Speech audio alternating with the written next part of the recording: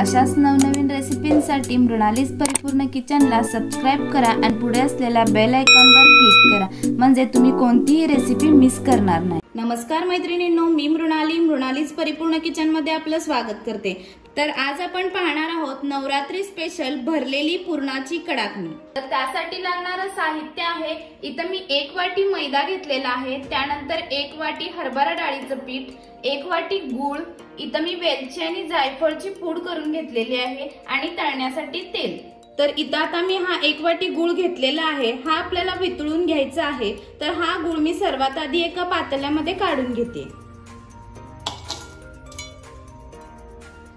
तर इथं आता मी एका फुलपात्रामध्ये पाणी घेतलेलं आहे, तर आपल्याला याच्यातील थोडंसंच पाणी वापरायचं आहे। तर इथं मी चमच्याच्या साहाय्याने पाणी घालते। तर इथं आपल्याला 3 ते 4 चमचेच पाणी याच्यामध्ये घालायचं आहे।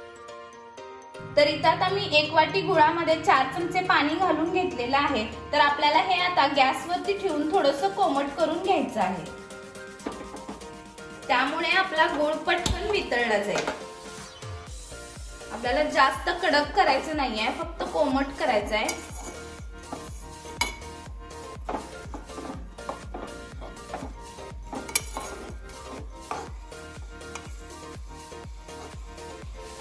तर इथं आता आपला गूळ वितळलेला आहे, तर इथं मी आता गॅस बंद करते। तर आता आपण एकसारखं हलवत राहूया। आपल्याला हे मिश्रण पूर्णपणे थंड करून घ्यायचं आहे। आपण गरम मिश्रणामध्ये जर पीठ मिक्स केलं तर आपलं सारण एकदम कडक होईल। तर इथं मी फुलपात्र भरून पाणी घेतलं होतं, तर तुम्ही पाहू शकता इथं मी 4 चमचे पाणी याच्यामधील वापरलेलं आहे। तर इथं आता आपलं हे मिश्रण थंड होईपर्यंत आपण पीठ मळून घेऊया। त्यासाठी मी इथं मैदा एका परातीमध्ये काढून घेते। याच्यामध्ये आपण थोडंसं मीठ टाकून घ्यायचंय। तर आता आपण याच्यामध्ये थोडंसं तेल घालून घेऊयात। तुम्ही पाहिजे तर तेल कडवून देखील घालू शकताय। तर हे आता आपण कोरडच पहिल्यांदा मिक्स करून घेऊयात।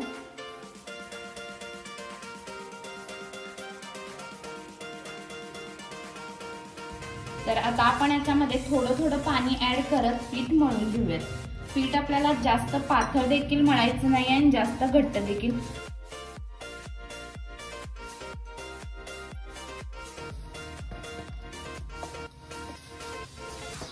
तर मी आणखीन थोडासा पाण्याचा हात लावून मळून घेते।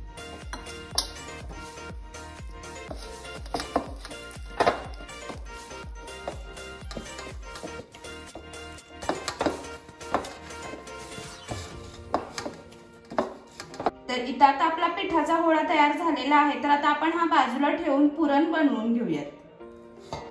तर इथं आता आपलं हे मिश्रण थंड झालेलं आहे, तर हे आता मी परातीमध्ये काढून घेते।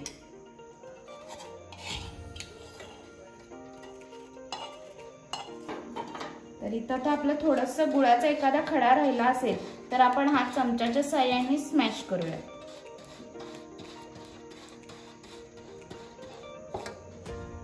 तर सर्वात आधी आता मी याच्यामध्ये जायफळ आणि वेलचीची पूड घालते। तुम्हाला हवं तर तुम्ही बडीशेप पण घालू शकताय। त्यानंतर आपल्याला याच्यामध्ये डाळीचं पीठ घालून घ्यायचंय। पीठ आपल्याला थोडं ऍड करत जायचंय। तर आपल्याला हे गुळाचं मिश्रण केलेलं आहे, याच्यात मावेल एवढंच पीठ याच्यामध्ये घालून घ्यायचं आहे। तर आता आपल्याला याचा गोळा बनवून घ्यायचा आहे।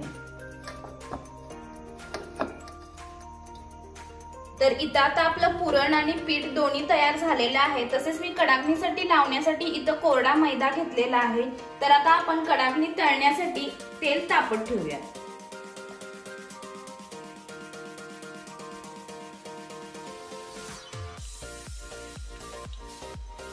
तर इथं आता आपण कडाकणी बनवून घेऊयात। त्यासाठी आपल्याला गोळा बनवून घ्यायचा आहे। आपण पोळीला जसं पुरण भरून घेतो त्या पद्धतीनेच याचा गोळा बनवून घ्यायचा आहे। तर इथे मी थोडंसं पिठाचा हात लावते। तर आता आपल्याला अशी याची पारी बनवून याच्यामध्ये पुरण घालून घ्यायचं आहे।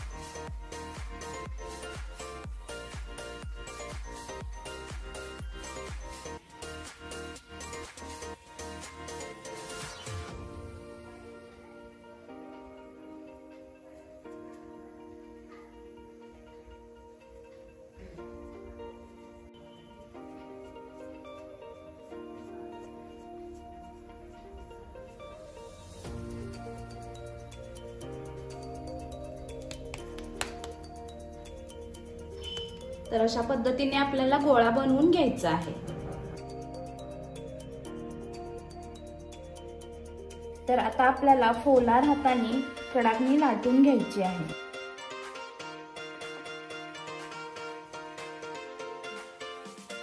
जास्त पातळ आपल्याला लाटायची नाहीये।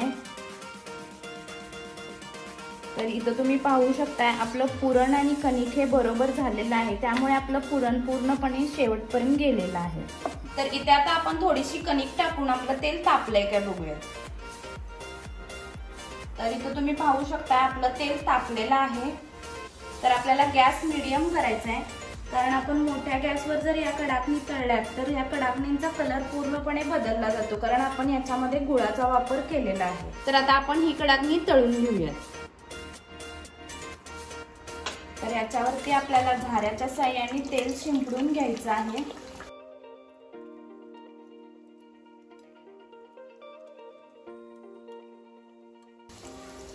तर तुम्ही पाहू शकता आपली कडाकणी छान अशी फुगलेली आहे।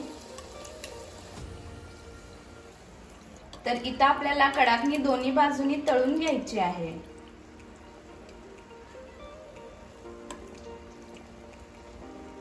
तर इथं आता आपली कडाकणी दोन्ही बाजूनी छान अशी तळलेली आहे। तर आता आपण ही काढून घेऊयात।